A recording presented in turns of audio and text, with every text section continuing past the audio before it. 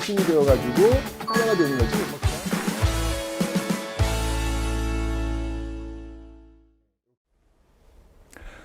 네, 안녕하세요, 여러분들. 역사는 차차청 따단 빵. 네. 여러분들 지금 이 방송은 전 세계 시청자들이 지금 함께 보고 있습니다. 여러분들 제가 요즘 참 좋아하지 않는 광고가 하나 있어요. 그게 뭐냐면 왜 그거 있잖아요. 우리가 어떤 민족입니까? 이게 나왔을 때 사실 이거 제가 옛날부터 썼던 거예요. 저작권 이거 등록했어야 되는 거야.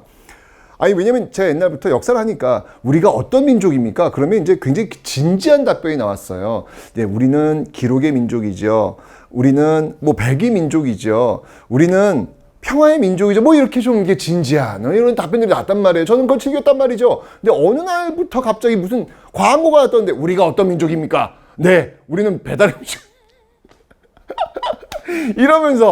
이러면서 진지한 답변이 안 나와. 정말 그러면서 제가 속상하다. 우리가 어떤 민족입니까의 그 진지한 질문이 이제는 어딜 가나 이렇게 웃고 넘기는 그런 질문이 돼버렸다는 게 참 속상합니다. 네, 다시 한번 옛날로 얘기하겠습니다. 우리가 어떤 민족입니까? 네, 우리는 기록의 민족이에요. 제발 배달 말고 우리는 기록의 민족입니다. 정말 기록의 민족입니다. 여러분들 예를 들면 뭐 행사가 있다고 한번 해봅시다. 왕의 행사. 왕이 이제 어딘가를 이제 행차를 하는 거예요. 어딘가를 가. 그러면 그 왕이 출발하고 왕이 머물 때까지 그 모든 과정을 다 기록해놔요. 거기에 필요한 사람, 거기에 쓰여진 물건 다 기록해놔요. 심지어 여러분들 그 행사에 사용된 걸레 있죠? 걸레의 개수마저도 적어 놓습니다. 여러분들 아버지 어머니 생일 파티 준비할 때 여러분들 걸레 개수 써 놓습니까? 그런 거 안 하잖아요. 근데 우리 선조들, 우리 조상들은 진짜 그 생일 잔치 할 때 필요한 그릇 개수마저도 다 적어 놓은 사람이에요. 그러니까 지금 여러분 우린 그걸 보면서 얼마든지 똑같이 재현할 수가 있다. 그 기록의 민족을 상징하는 대표적인 게 바로 실록이 되겠죠. 실록. 조선 왕조 실록은 정말 그 세계 기록 유산으로서 정말 우리가 얼마든지 자랑해도 될 만큼 전 세계 어디에도 이렇게 그 지배층들의 어떤 그런 대화 내용들, 정책의 어떤 내용들을 꼼꼼하게 적어 놓은 사례가 없습니다.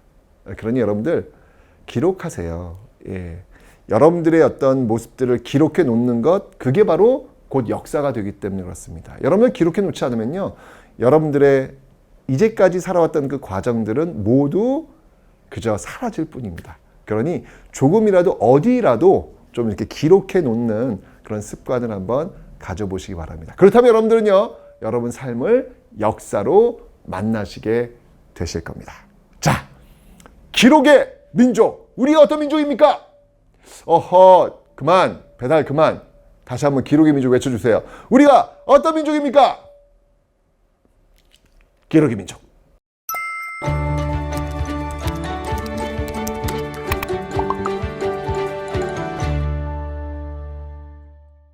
자, 이제 조선 전기 문화 파트를 한번 보도록 하겠습니다. 일단 기본적으로 학교 너무 중요해. 자, 우리 한번 공부해 볼게요. 자, 고구려 소수리왕 태학, 그 다음이 통일신라 신문왕 국학, 그리고 발해의 주자감, 그리고 고려의 국자감, 그리고 조선의 성균관, 그리고 고려와 조선 지방에는 향교가 있다라고 제가 누누이 설명을 드렸습니다. 자, 그 얘기하고 있는 거예요. 자, 조선의 학교들 중앙에는요, 성균관과 사부학당, 동서남북이 되겠죠. 여기 이렇게 학당이 있습니다. 성균관은 고등교육은 여러분들 지금의 고등학교를 얘기하는 게 아니에요. 고등교육이라고 하는 것은 지금의 대학교 교육을 얘기하는 것이고요. 중등교육이 바로 중고등학교 교육을 얘기하는 겁니다. 어쨌건 자, 성균관 고등교육을 담당하는 지금의 일종의 국립대학교라고 보시면 되는 것이죠. 그다음에 사부학당이 있었습니다.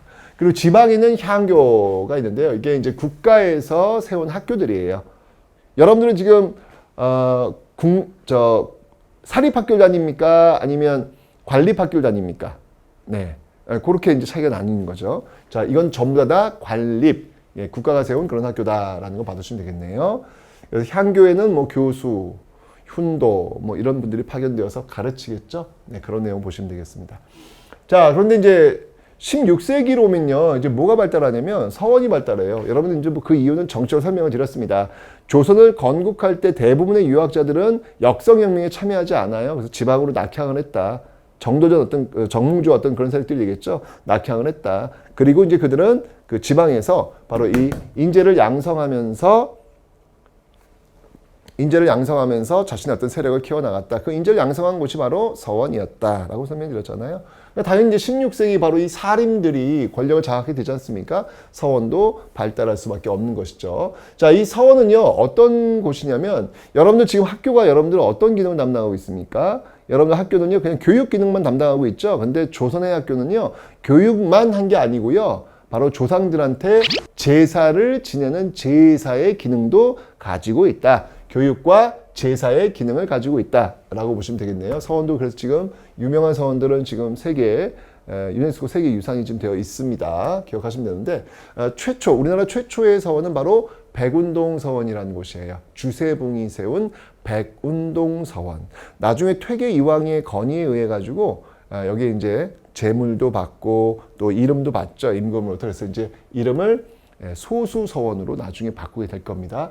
여러분 경상북도에 가시면요, 이 소수서원 만나실 수 있어요. 이 소수서원에 가면 여러분들 안향, 성리학을 처음으로 전달했다라고 하는 그 안향 영정을 또 만날 수 있는 곳이 바로 이 백운동서원, 소수서원이 되겠습니다.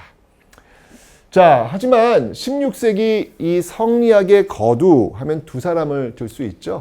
바로 이황 그리고 이황과 이이를 들 수 있습니다. 퇴계 이황과 율곡이이죠. 자, 먼저 퇴계 이황. 이 퇴계 이황은 근데 진짜 so sweet한 그런 분이셨대요. 예, 특히 이제 부인이 약간 좀 정신적으로 조금 이제 좀 이렇게 힘들어하시는 그런 분이었거든요. 그러니까 좀 이렇게 좀 일반인들이 좀 이해하기 어려운 일들을 많이 있었다고 해요. 예를 들면 제사상을 차리는데 아직 제사를 지내기도 전인데 배, 사과 이런 걸 그냥 손으로 덥석 집어가지고 먹으려고 했던 거예요. 난리가 났겠죠. 제사가 조선 사람들 얼마나 중요한데요. 제사 조상님들이 아직 드시도 않았는데 어디 감히 사과, 배 손을 대 어른도 안 먹었는데 이런 난리가 난 거예요. 그때 남편 퇴계 이황이 딱 들어오더니 죄송합니다 인사하고 그 부인을 데리고 옆방으로 데려가죠. 그리고 물었습니다. 왜 그랬냐고. 그랬더니 그 부인이 이야기합니다. 먹고 싶어서. 그랬더니 퇴계 이황이 아유 그러냐고 해서 직접 자기가 그 배를 깎아서 입에 넣어 주었다는 Oh so sweet.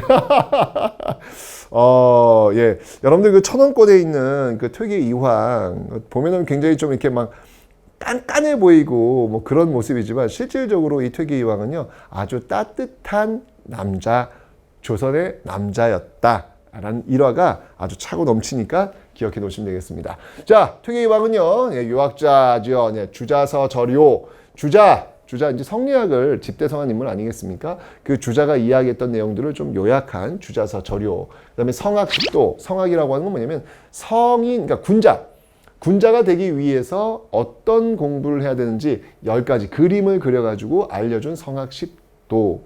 자, 퇴계 이황의 성학십도는 시험에 잘 나와요, 여러분들. 퇴계 이황은 그림을 통해 가지고 이 그러니까 어떤 그 군자에 이르는 어떤 그런 길 이런 것들을 지금 보여주려고 했다. 성학십도 기억하시면 되겠습니다. 특히 이 퇴계 이황은요, 임진왜란 이후에 퇴계 이황의 제자들이 일본에 많이 끌려가요. 예, 그러면서 일본 퇴계 그 성리학이 발달되는 그런 계기가 되기도 합니다. 자, 그다음에 이제 율곡이입니다. 이황보다는 조금 나이가 젊죠. 율곡이. 율곡이도 역시 마찬가지로 퇴계 이황이 주자서 절요, 성학십도가 있다면 바로 율곡이 같은 경우는 동어문답과 성학집요. 성학집도 마찬가지예요. 성학집요. 그러니까 이것도 이제 집약해가지고 요약해 놓은 그런 책이라는 얘기죠. 군자에 이르는 길, 성학집요. 기억하시면 되는데 특히 율곡이 같은 경우에는요, 좀 현실 개혁적인 이런 어떤 방안들. 율곡이가 여러분들,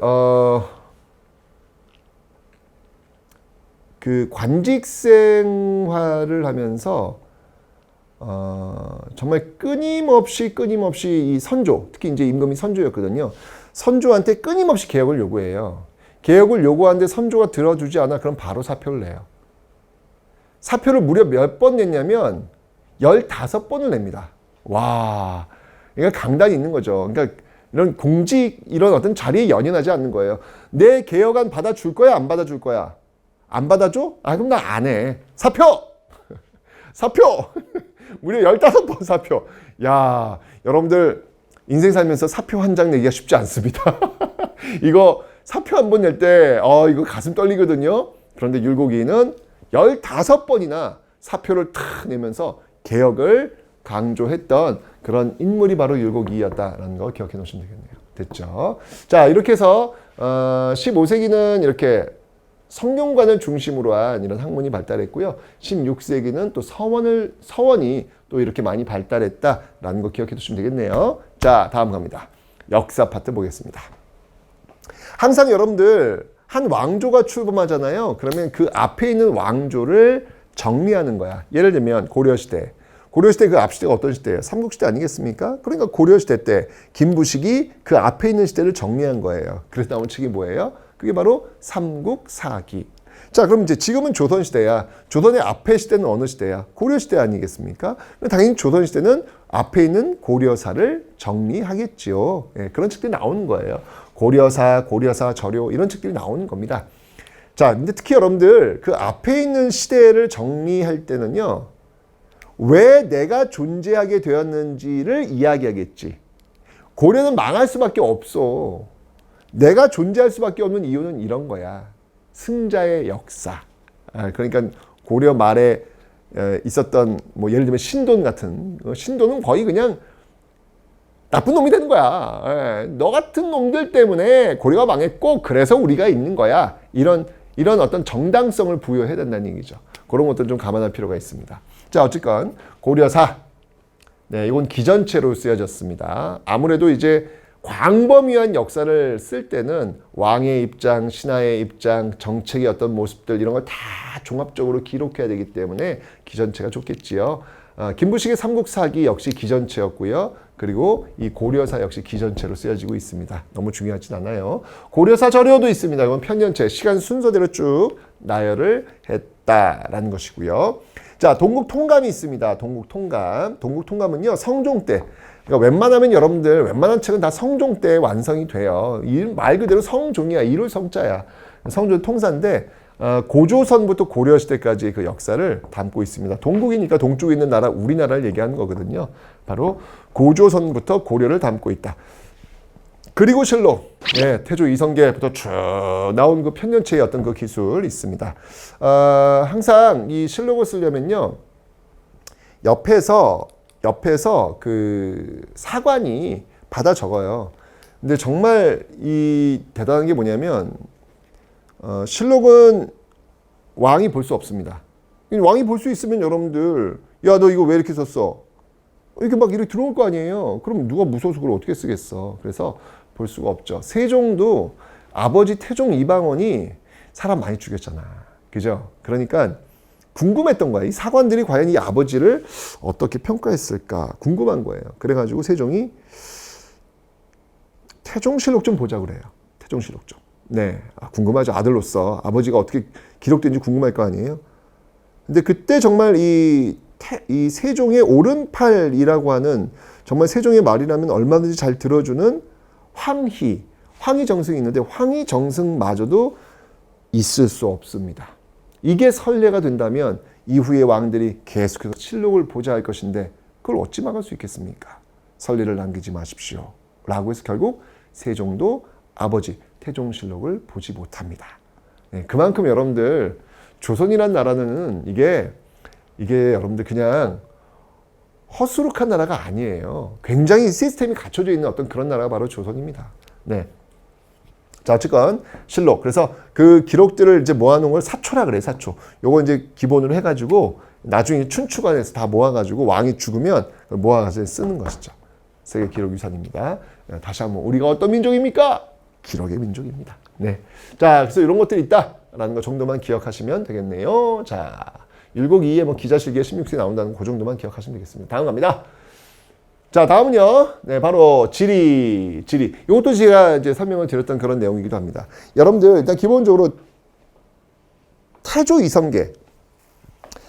이성계가 지금 나라를 세웠잖아요.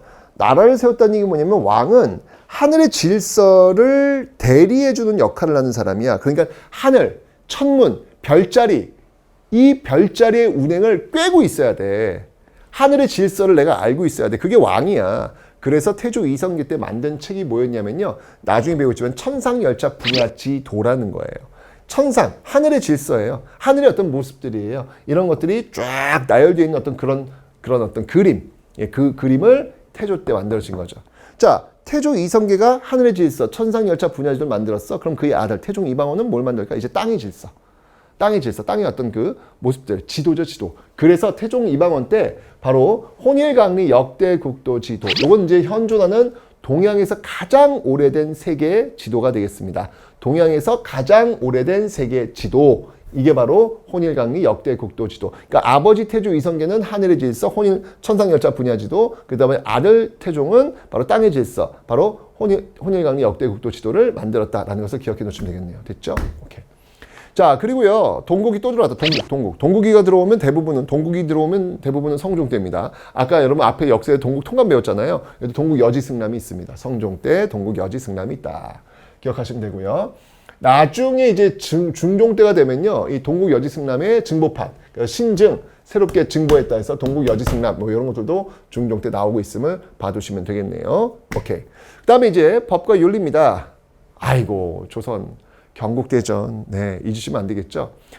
조선 경국전, 즉 정도전이 만들었던 그 조선 경국전을 토대로 해가지고 만든 법전, 성종 때 완성이 되었습니다. 경국대전. 자, 그리고 여러분들 윤리를 위해서 삼강행실도는 세종 때 만들어진 거예요. 뭐냐면 세종의 고민은 뭐였냐면 백성들이 유교적으로 부모님께 효도하고 어른들 잘 섬기고 뭐 이런 어떤 모습들, 유교적인 어떤 세상을 만들고 싶은 거예요. 근데 백성들이 그걸 알 방법이 없네. 그래서 만든 게 뭐야? 그림책을 만든 거예요. 야, 이 그림을 그려줬는데 이 그림을 보면 이렇게 아들들이 이렇게 부모님한테 효도하는 모습 보이고 있지 않니? 너도 이렇게 살아야 돼. 이거 그림책으로 만든 거야. 그런데 중요한 건 뭐냐면 삼강행실도도 그림만 있으면 어떻게 해? 그 옆에 그 그림에 대한 설명을 써야 되니까 이건 한자거든. 백성들이 알 방법이 없네. 결국 삼강행실도도 부족하다라고 해서 만든 게 뭐예요? 그게 바로 훈민정음이에요. 예. 그림책으로도 부족하니까 그래서 만든 게 훈민정음이에요. 예. 야, 도저히 안 되겠다. 글을 알아야 이 설명이 되지 않느냐? 라고 해서 만든 게 바로 훈민정음의 창제 배경이다. 라는 거 기억하시면 되겠습니다. 됐죠? 법윤리, 네, 이제 세종 때 삼강행실도라면 이제 중종 때는 또 이륜행실도. 요거는 이제 연장자와 연소자. 그러니까 나이 많은 사람과 나이 적은 사람 사이에 지켜야 될 규칙. 그리고 친구지간에 지켜야 될 규칙. 요게 바로 이제 이륜행실도가 되겠습니다. 삼강행실도는 충신효자 연료였고요. 이륜행실도는 연장자, 연소자, 그리고 친구지간에 지켜야 될 예의, 이런 것들이 지금 중종 때 만들어졌습니다. 자, 천문은요, 천상열차 분야지도 만들었고요. 그 다음에 치국이가 있습니다. 이거 치국이 자경무, 앙부일고 다 세종 때 아니겠습니까? 그죠? 근데 여러분들 치국이 이제 많은 분들이 이런 얘기를 하더라고요. 박물관에 가면 치국이를 봐. 그럼 치국에 보면 이게 뭐야? 그냥 깡통이잖아. 깡통이 뭘 대단하고 박물관에 있어? 라고 이야기하는데 여러분들 그걸 그냥 깡통으로 보시면 안 돼요. 두 가지 측면을 보셔야 돼요. 첫 번째, 치국이는 비의 양을 재는 건데요. 여러분들 잘 보세요. 지름이 너무 크면요. 비가 왔을 때 비가 얼마나 왔는지 잴 수 있다, 없다? 없죠. 지름이 너무 넓은데 그걸 언제 채우겠어요? 불가능합니다. 그러면 지름이 너무 좁아. 그러면 비가 막 내리는데 이게 바람이 불거나 그럴 때 제대로 담기지 않겠죠. 그래서 그 지름의 사이즈, 크고 작고 이 사이즈에 맞춰 가지고 최종적으로 나온 그 지름의 크기가 지금 치국이의 그 지름이에요. 여러분 놀랍게도요. 지금 현재도 전 세계에 이 비의 양을 재는 데 있어가지고 이 치국이와 비슷한 걸 쓰거든요. 그 지름의 크기가 이 치국이 지름의 크기와 오차범위 거의 동일해요. 이런 게 여러분 놀라운 거예요. 이런 게 놀라운 거예요. 가장 그 완벽한 그 지름의 크기를 만들어 냈다라는 것이죠. 또 하나, 두 번째 중요한 건 뭐냐면 빗물의 양을 잰 걸 어떻게 했다? 우리가 어떤 민족입니까? 또 배달의 민족. 우리가 어떤 민족입니까? 기록의 민족. 이거를 모두 다 데이터베이스로 만들어 놨다라는 거. 전 세계에서 정부가 만든 공식적인 빗물의 양 데이터베이스에 가장 많은 양을 갖고 있는 곳이 바로 조선입니다. 전 세계에서. 그러니까 대단한 거죠. 우리 선조들이 뭐 이렇습니다. 네. 축의 어떤 그 역할. 자격론 여러분들 스스로 얕자. 격 때린다는 얘기예요. 스스로 때리는, 그러니까 쉽게 얘기하면 지금의 알람 시계가 되겠죠. 자격로 물시계고요. 이게 근데 지금 너무 놀랍지 않습니까? 전기 장치가 하나도 안 들어가요. 이 어떤 그 물의 양에 따라 가지고 이게 움직이면서 시간을 알려주는 인형이 튀어나오는 거거든요. 와, 이게 정말 대단한 것 같아. 그다음에 앙부일구 해시계. 이 해시계는 뭐냐면, 이 해시계 이 앙부일구. 앙부라고 하는 건 뭐냐면, 부는 뭐냐면 이게 가마솥이에요. 앙은 우러를 앙자. 가마솥을 이렇게 뒤집어 놓은 거야. 뒤집어 놓은 어떤 그 모양이거든요. 근데 이 앙부일구는 종로거리에다 이제 배치를 하도록 해요. 이건 뭐냐면 세종이 많은 사람들에게도 시간을 알 수 있도록 해주겠다는 의지죠. 여러분들 지금 몇 시예요? 네, 지금 저는 지금 12시 50분입니다. 그죠? 여러분들은 지금 몇 시예요? 라고 물어보면 금방 휴대폰을 통해서 또는 와치를 통해서 확인이 가능하죠. 이게 너무 당연한 게 보이죠. 근데 여러분들 그러지 않았어요. 시간이라고 하는 것은 오로지 지배층들의 전유물이었어요. 백성들은 시간을 갖고 있질 않아요. 백성들은 그저 해가 뜨면 일하러 나가는 거고 해가 지면 집으로 오는 거예요. 그게 전부예요. 백성들은 시간을 가질 수 있는 권리가 없었습니다. 그건 지배층들만 갖고 있는 거예요. 그런데 세종 때 바로 이 앙부일구를 통해서 백성들 모두가 다 시간을 가질 수 있도록 하라라고 해서 내린 겁니다. 이건 엄청난 의미가 있는 것이죠. 그죠? 그 역사가 지금 여러분 손목에 올라와 있는 그 시계와 연결이 되고 있는 겁니다. 자, 그리고 이제 칠정산. 칠정산은요, 한양 중심의 역법입니다. 이거는 이제 달력이라는 뜻인데요. 그 이전까지만 해도 우리는 달력이 없었어요. 왜냐면 우린 중국에서 만든 달력, 역법을 가지고 와서 써야 됐거든요. 근데 여러분 지금 중국, 북경만 가도 여러분 시차 있잖아요. 1시간 차이 나잖아요. 그죠? 차이가 난다고요. 그 시간을 우리가 가지고 쓰면 정확하지가 않다고요. 그래서 세종 때 한양 중심의 역법을 처음 만든 겁니다. 그러니까 세종이 칠정산 이전까지만 우리는 시간에 대한 주권이 없었다는 이야기예요. 제가 이야기했지만 시간이라고 하는 것은요, 지배층들이 갖고 있는 거예요. 심지어는 나라와 나라 사이에서 중국만이 가질 수 있는 거예요. 우리는 그 중국이 갖고 있는 시간을 빌려 쓸 수밖에 없었다는 이야기죠. 하지만 세종 때 이제 드디어 한양 중심의 역법이 만들어서 시간에 대한 주권을 회복할 수 있었다. 대단한 거죠, 여러분들. 그죠? 자, 그 다음에 향약 직성방, 그 다음에 농사직설과 같은 책들이 있었다. 이건 제가 앞에 세종 설명하면서 설명을 드렸습니다. 그죠?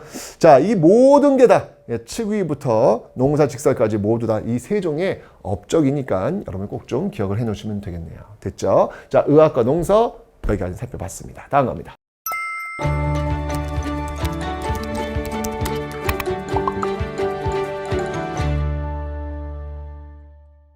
자, 이제 마지막으로 15세기, 16세기 건축과 탑에 대해서 한번 살펴보도록 하죠.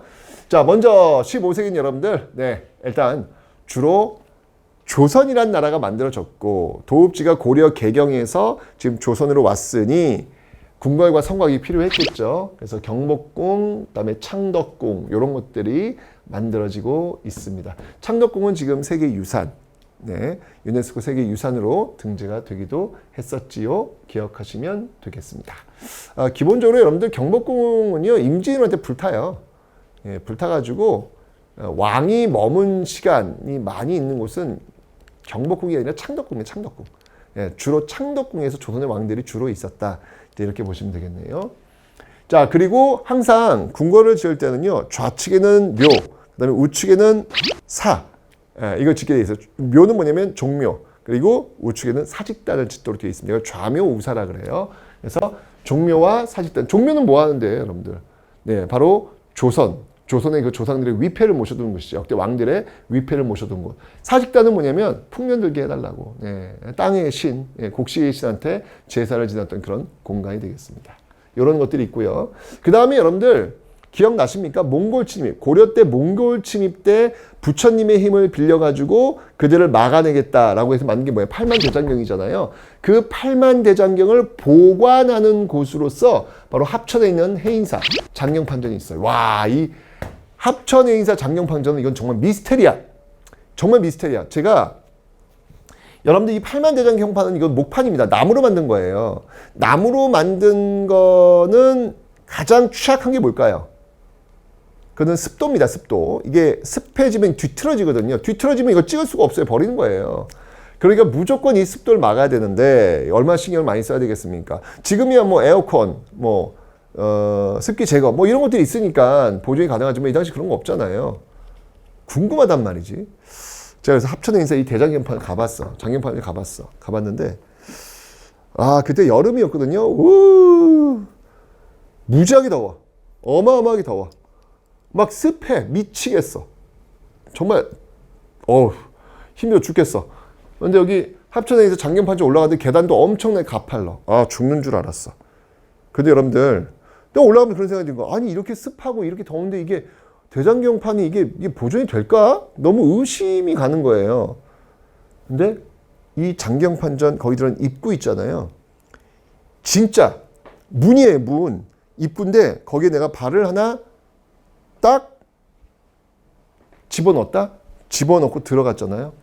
대박. 이게 무슨 일이야? 딱 들어갔는데 너무 시원하고 쾌적한 거예요. 이거 어떻게 된 거야? 여기 그럼 에어컨 틀어놨나? 에어컨 없어요. 와, 아직도 신기해요. 아니, 어떻게 이럴 수가 있지? 지금 바깥은 막 찌는 엄청 습한 여름인데 그 건물에 들어온 순간 쾌적하고 시원해. 이게 어떻게 가능하지? 밖은 분명히 지금 열대야 그 상황이거든요. 여러분들 열대 한번 떠올려 보세요. 그때 집에 들어갔을 때 시원하고 쾌적해요? 에어컨 안 틀었는데? 아니잖아요. 푹푹 찌잖아요. 그게 정상이잖아요. 근데 여기는 합천에 있는 장경판전은 들어갔는데 진짜 한번 가보세요. 여름에. 엄청 더울 때 한번 가보세요. 아마 여러분 신비한 그 느낌을 가질 수 있을 겁니다. 그러니까 우리 선조들은 에어컨 없어도 습도 조절할 수 있는 그 기능을 알고 있는 거야. 자연을 어떻게 활용해야 되는지 그 감각이 있는 거야. 그런 것들은 우리가 따라가지 못하는 능력입니다. 와우.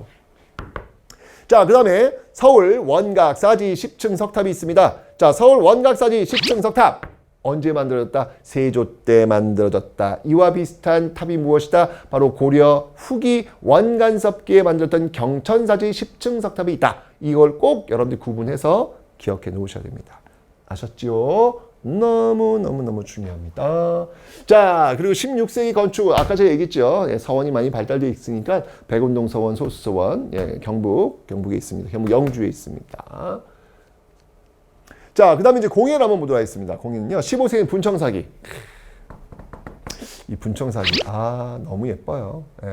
참 아름답습니다. 하여튼 사진 보시면서 청자와 구분하셔야 되고요. 16세기 오면 이제 백자가 발달합니다. 아무래도 16세기는 이 살인들, 그 꼿꼿한 도포자락을, 풀을 매긴 이 도포자락을 입고 있는 이 살인들한테 잘 어울리는 그 그릇이 바로 이 백자가 아닐까요? 그 하얀, 그 옷과 아주 유사한 그런 모습들 백자, 이런 게 아닐까라는 생각이 듭니다. 근데 여러분들, 임진왜란이 벌어졌을 때요, 일본 사람들이 이 조선 이 자기에 열광을 해요. 여러분들 이런 말도 있어요. 그 일본에서 이 찻그릇이 있거든요. 찻그릇이 있는데 차를 마시는 그 그릇이에요.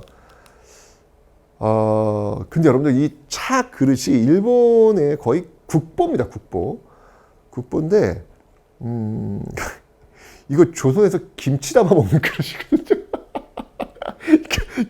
김치 담아 먹는 그릇인데 일본에서는 이게 정말 어마어마한 보물 중에 보물이에요.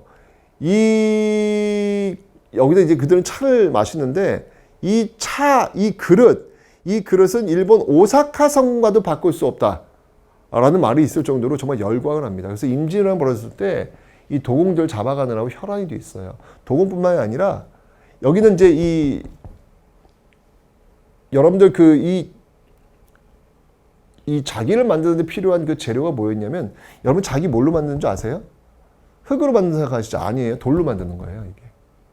근데 일본은 그걸 몰라요. 그 재료가 뭔지도 모르고 어떻게 만드는지도 모르고 열광하죠. 그래서 조선에서 재료를 다 훔쳐가요. 다 뺏어가요.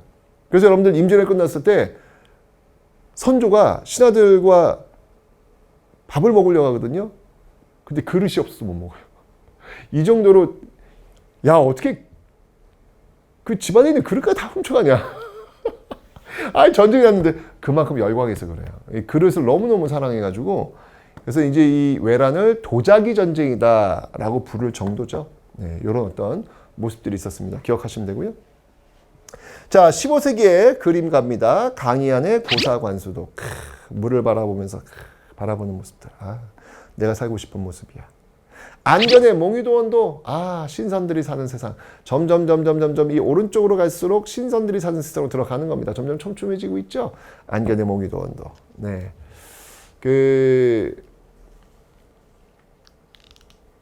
정말 이 몽유도원들 이렇게 보고 있으면, 정말 그 신선들이 사는 세상을 이렇게 떠올리게 하는 어떤 그런 모습입니다. 자, 그 다음에 이제 16세기 오면요. 사군자, 뭔가 어떤 살인들, 의리, 뭐 이런 것들을 강조하는 사군자. 뭐 매난 국죽 아니겠습니까? 매화, 난초, 국화, 대나무, 뭐 이런 것들을 그리는 사군자가 또 유행을 하고요. 초충도는 뭐냐면 풀초자에다가 곤충충자예요. 요거 잘 그리는 사람이 누구였습니까? 신사임당. 신사임당 우리 배웠죠? 신사임당 프로페셔널 아티스트였다고. 이런 어떤 그 모습들이 또 16세기에 발달했음을 여러분들 기억하시면 되겠네요. 됐지요? 자, 이렇게 해서 여러분들 조선 전기의 문화를 한번 배웠습니다. 15세기를 이끌었던 사람들이 훈구, 16세기를 이끌었던 사람들이 사림. 그들이 어떤 성향을 가졌느냐에 따라서 문화의 어떤 모습도 달라지고 있습니다. 문화는 이렇게 그 시대를 반영하는 거울인 듯합니다. 자, 아직 안 끝났어요. 이제 조선 후기 문화 보도록 하시죠.